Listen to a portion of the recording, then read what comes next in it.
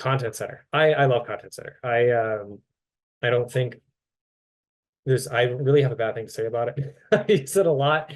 It's really for anything that is standard, which you probably won't have an associated drawing with or won't be really changing, but mainly it's being used for like purchase parts, bolts, fittings, structural steel. You can set really everything up inside of this content center. It's a standardized area that the team can always refer back to find things. It's completely independent from, say, like finding stuff in Vault, and everybody's working off the same area. It's extremely configurable. So if you have a bolt, you can have all the different sizes, you can remove things. It's really being controlled through Excel. And then you can import that Excel sheet. It comes out of the box with a large amount of standard parts, probably more than you will ever need. So we do recommend kind of cleaning some of that stuff up.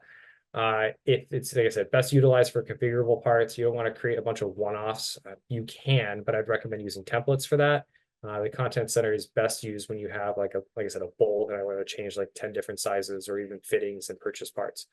And this last one we'll know is like you can expand to having internally designed parts, but you might find that more in a use case where you have that one part, one drawing, or your ERP system already has those drawings being uploaded to it. So you don't have to worry about creating those drawings ever again.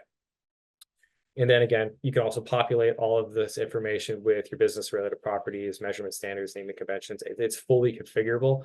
So really leverage templates in the content center wherever possible. Definitely look at those things.